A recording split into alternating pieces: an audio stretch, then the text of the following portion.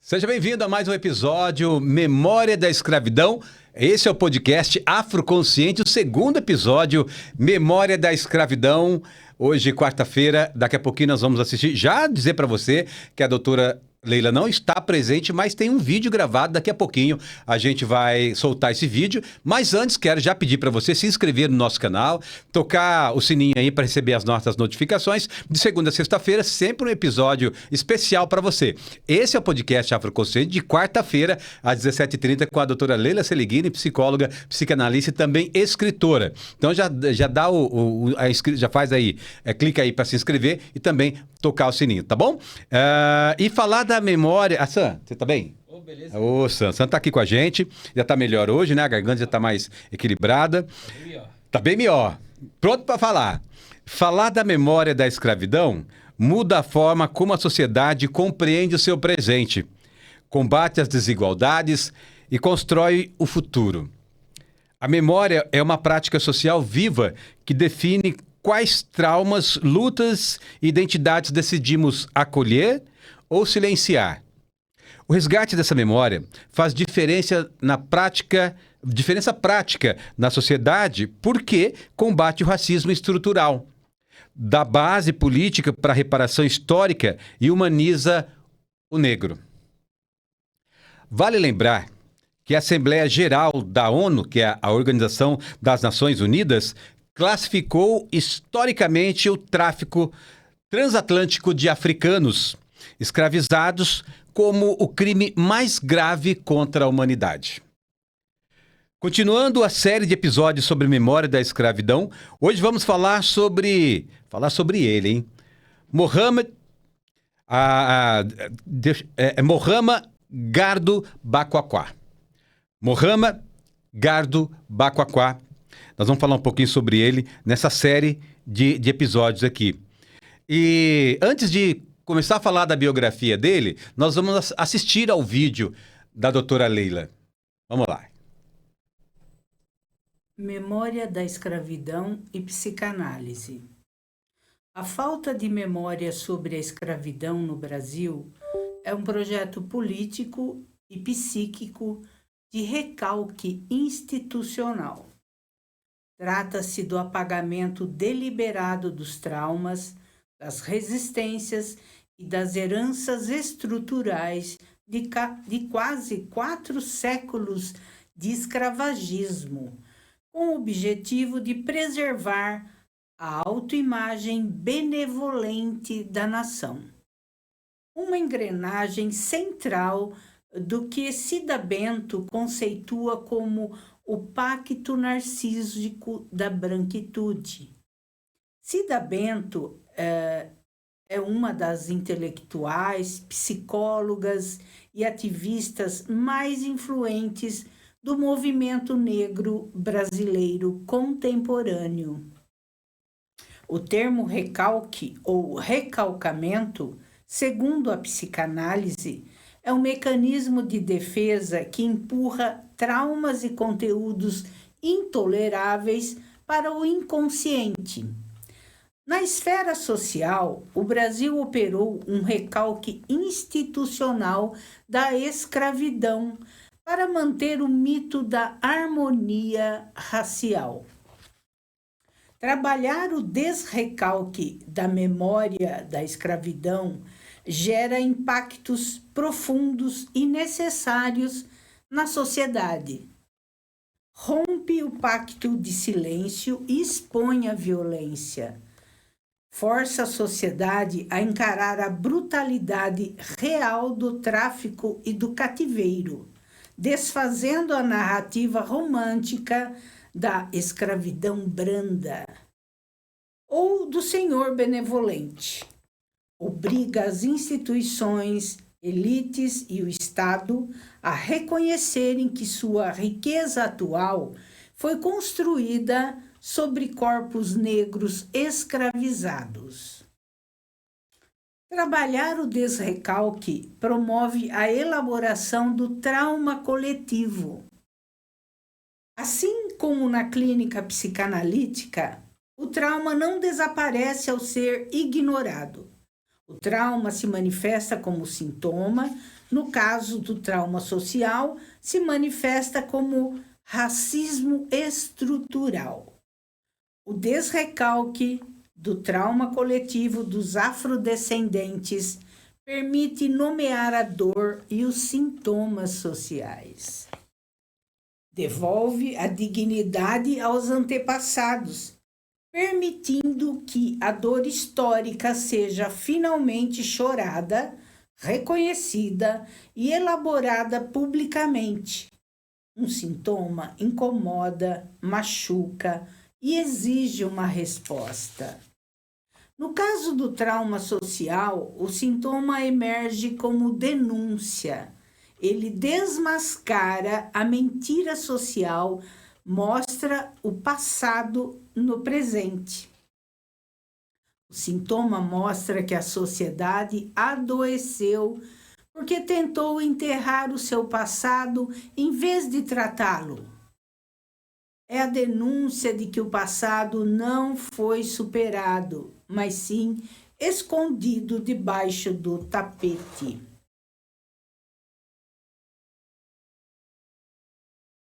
Significa que os problemas sociais atuais, como a violência e a desigualdade, não são acasos, mas sim as manifestações físicas e visíveis de um passado traumático que a sociedade tentou esconder.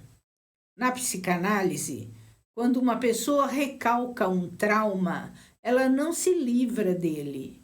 O trauma volta disfarçado na forma de um sintoma, uma fobia, uma crise de ansiedade, uma dor física.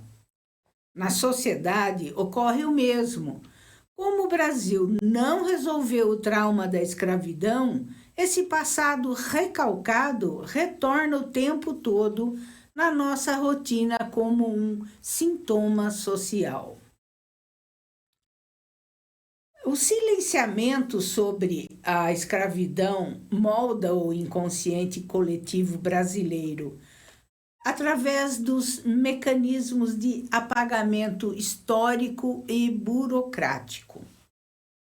Como exemplo de mecanismo de apagamento, citamos a queima de arquivos em 1890, pouco após a abolição. O então ministro Rui Barbosa ordenou a destruição dos documentos da matrícula de escravizados do Ministério da Fazenda, sob o pretexto de apagar a mancha da escravidão. O Estado eliminou os registros de propriedade, impedindo que os descendentes pudessem rastrear suas árvores genealógicas e que o país mensurasse a dimensão material da barbárie para fins de reparação.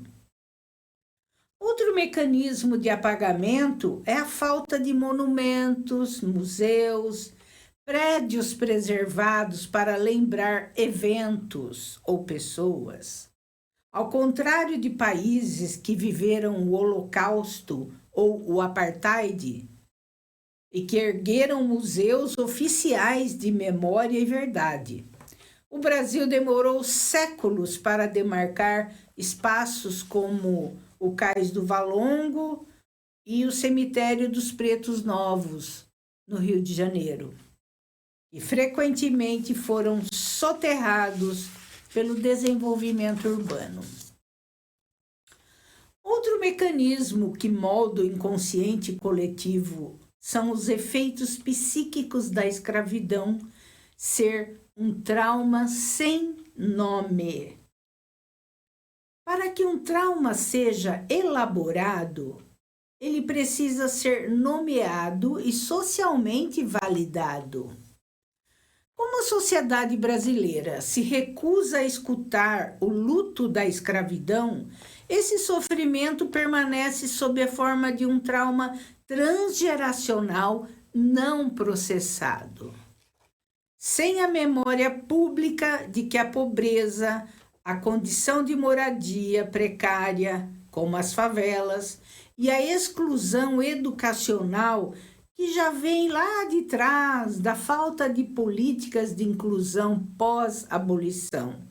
Transforma o racismo e a desigualdade em problemas individuais, isolados e psicológicos, em vez de reconhecê-los como problemas coletivos, históricos e institucionais.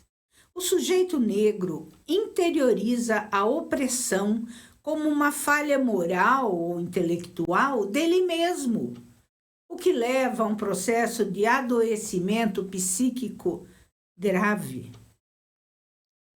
Outro mecanismo que molda o inconsciente coletivo é a amnésia seletiva da branquitude. A falta de memória permite que as elites brancas limpem suas biografias. Estamos nos referindo aos descendentes de antigos colonizadores e senhores de engenho, famílias de imigrantes europeus que receberam amparo estatal nos séculos XIX e XX, né? Recalca-se o fato de que o patrimônio, o acesso à terra e o capital cultural dessas famílias foram acumulados sobre a exploração do corpo negro e por meio de subsídios estatais exclusivos. Famílias latifundiárias tradicionais ligadas historicamente ao ciclo do açúcar, do ouro, do café, cuja riqueza inicial foi gerada pela exploração de mão de obra escravizada e de populações negras e indígenas. Ao apagar o nexo causal entre o passado escravista e a desigualdade atual, a branquitude reage com indignação a políticas de reparação histórica, como as cotas raciais, achando que são privilégios e não como justiça distributiva. Bem, hoje paramos por aqui. No próximo episódio de Memória da Escravidão, vamos continuar refletindo sobre o trauma social causado pelo crime mais grave contra a humanidade, o tráfico transatlântico de africanos escravizados. Um abraço a todos e até breve. Muito bom. É isso, gente. Esse vídeo a gente tinha programado para passar no final ou mais para frente do nosso bate-papo, porém é uma análise muito importante, são considerações sobre a memória da escravidão, com base aqui na visão da psicanálise, né? Que eu entendi ser muito importante e interessante já nesse comecinho de entender para entrar no assunto memória da escravidão. E agora eu quero, claro, também agradecer aos nossos anunciantes e parceiros, dos quais também a doutora Leila está com a gente. Então, começando, doutora Leila Seligeni, psicóloga, psicanalista, também escritora. Para falar com a doutora Leila, é pelo WhatsApp, você manda mensagem. É o 19991-413976. O atendimento é presencial e também é online. E aqui, mais uma vez, na nossa bancada, essa semana, o livro Subterrâneo Sinistro. Ariel encontra uma velha caderneta, ouve estranhos sons, entra no porão e encontra um curioso túnel. Era o início de uma fantástica e sinistra aventura nas entranhas de uma montanha entre pirâmides, vampiros, guerreiros e outras bizarras criaturas. De lá só sairia enfrentando grandes desafios. Subterrâneo Sinistro. Para complementar a importância e o conteúdo desse livro, aí na sua tela. O que se esconde nas entranhas de uma montanha quando um som desconhecido chama por você? A verdadeira aventura não é apenas sobreviver aos monstros, mas entender o porquê de estarmos lutando contra eles. No silêncio do subterrâneo sinistro, as sombras externas são apenas o reflexo das verdades que escondemos de nós mesmos. Muito bom, né? Também é com a gente o Antônio, o Abreu, melhor dizendo, né? O Abreu, que é assessoria empresarial, é assessoria jurídica e é também assessoria imobiliária. A matriz, o escritório matriz, fica aqui na região do Matão. Sabe aqui a região do Matão? É em Sumaré, lá no Parque Regina. Parque Regina, na rua Amélia Furlaneto dos Santos, 248. O telefone fixo lá é o 3832-4562, WhatsApp 999-243567.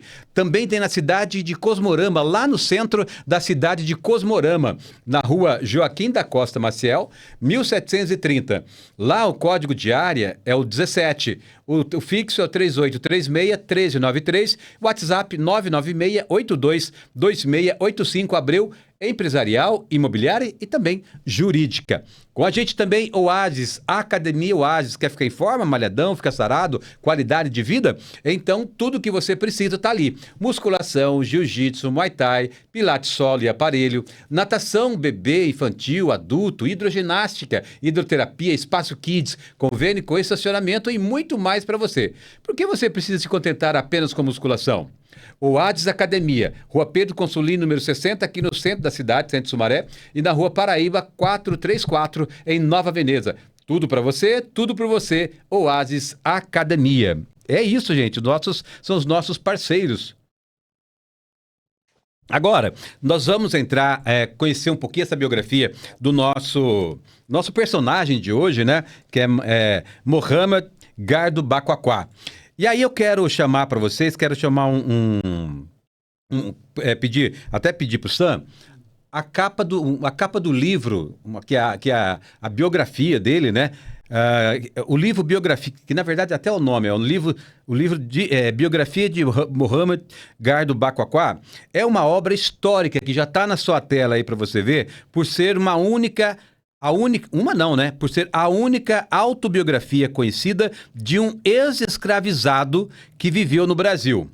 Essa obra, publicada em 1854, na cidade de Detroit, Estados Unidos da América. E a obra serve como um relato em primeira pessoa sobre os horrores do tráfico negreiro e do cotidiano da escravidão lá naquele país, lá nos Estados Unidos. Gente, é uma obra importantíssima, publicada. Olha que achado que foi esse, que achado que a doutora fez dessa autobiografia, publicada em 1854, lá nos Estados Unidos. E aí, claro que a obra foi publicada nos Estados Unidos, guardadas as suas realidades, os momentos, local geográfico, mas relatou ali o cotidiano da escravidão no país. E a obra permaneceu esquecida, olha isso, a obra permaneceu esquecida no Brasil por mais de 1 século e meio. No entanto, ela ganhou notoriedade nacional com traduções lançadas a partir de 2017. Então, a partir de 2017, então, foram feitas essas traduções aqui no país. Muito importante esse livro aí, que eu já vou fazer a minha aquisição, não comprei ainda, não fiz o pedido, mas com certeza vou pedir essa biografia de Mohamed Gardo Baquaqua. Muito bom, muito bom.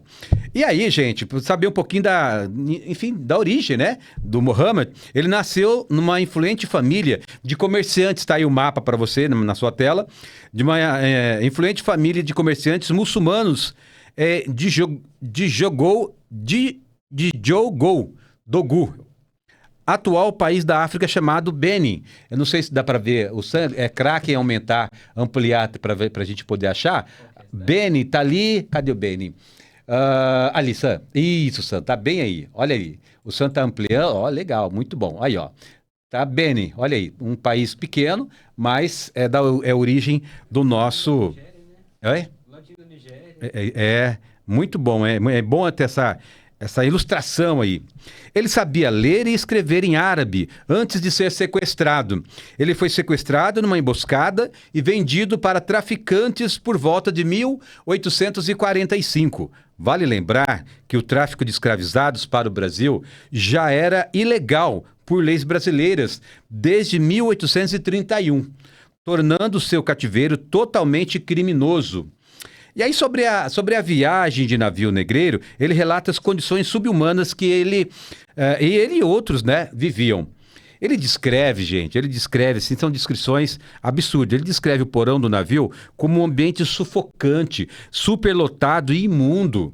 As pessoas mal tinham espaço para se mover e passavam sede, recebiam no mínimo o mínimo de água para beber. Eram submetidos ao sadismo e castigo. Ele relata que a desobediência era punida com cortes na carne, sabe? Feitos à faca, imagina isso. Olha o castigo, a ponto de... É como se você estivesse matando mesmo a pessoa. Seguidos de pimenta e vinagre e esfregados sobre as feridas abertas para infligir o máximo de dor por causa daquela desobediência. Após semanas de tortura psicológica e física no mar, ele desembarcou em Pernambuco. Seu primeiro comprador foi um padeiro português. Bacoaquá trabalhava na construção civil, carregando pedras pesadas e também como escravo de tabuleiro, vendendo pães pelas ruas de Olinda. Espancado severamente, sempre que as vendas eram baixas, ele desenvolveu dependência de álcool como uma forma de fuga.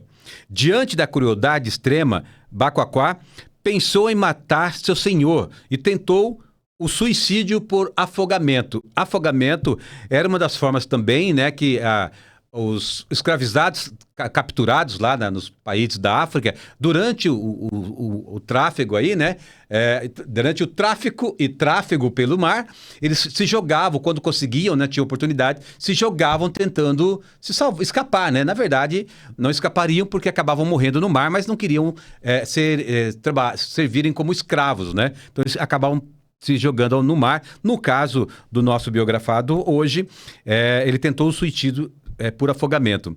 Por ser considerado um escravizado difícil e rebelde, o padeiro decidiu vendê-lo. Ele foi enviado ao Rio de Janeiro e comprado pelo capitão do navio mercante chamado Lembrança. No Rio de Janeiro, passou a atuar como marinheiro e camareiro. Embora continuasse sofrendo castigos físicos brutais do capitão, o trabalho náutico abriu uma janela de oportunidade que ele precisava.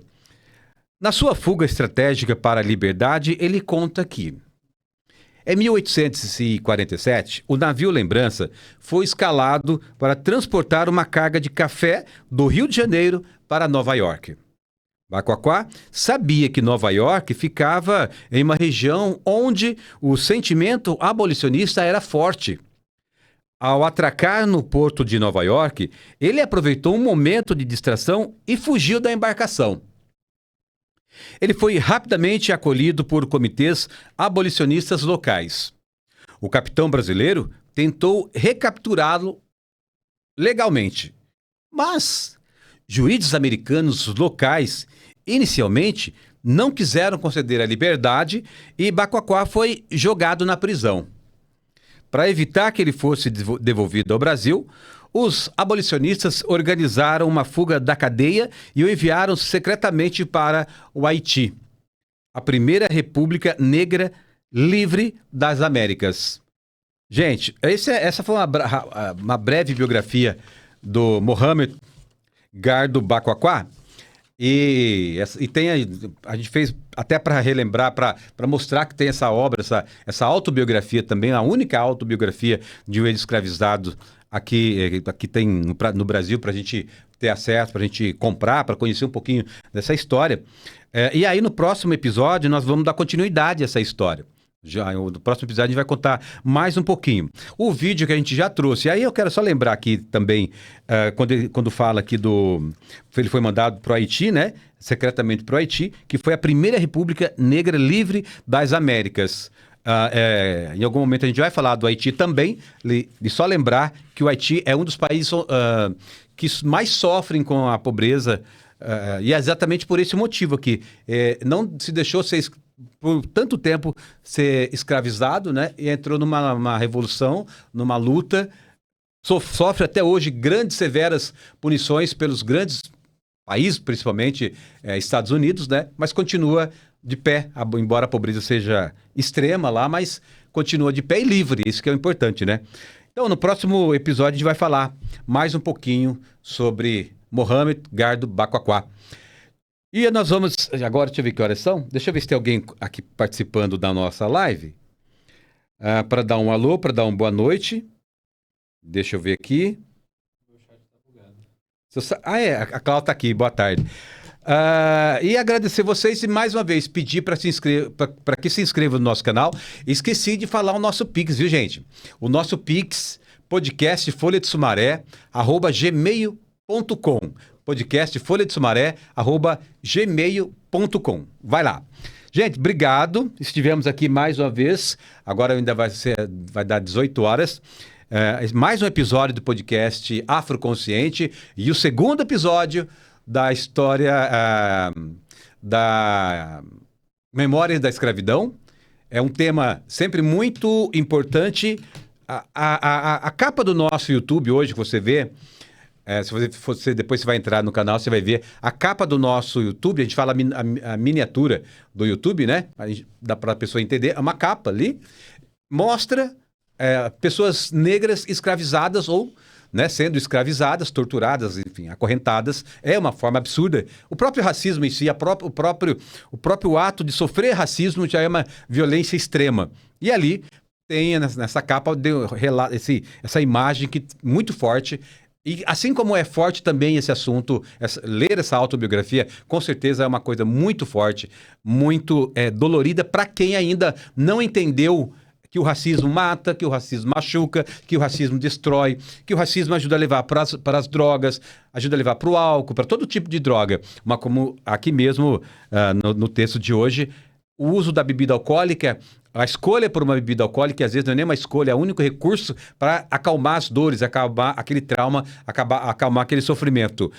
Outro dia eu gravei um vídeo aqui andando pelas ruas da cidade, especificamente aqui numa avenida Rebouças, onde eu sempre faço caminhada, e novamente com esse ponto, falando exatamente sobre esse ponto, o quanto foi importante esse período, esse momento que eu estou trabalhando na psicanálise, na psicoterapia, esse assunto e com a terapeuta que me ajuda a entender essa questão do racismo, quanto esse racismo influenciou e agora influencia menos, porque eu entendo esse momento, eu entendo quanto isso foi impactante na minha vida e hoje eu levo com mais tranquilidade porque reconheço que existe. Então, talvez o primeiro passo onde há uma libertação é entender.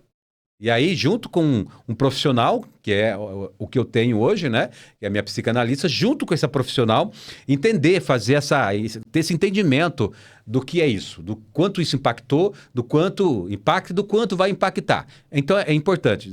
A partir do momento que você tem consciência disso, e tudo é ter consciência, né?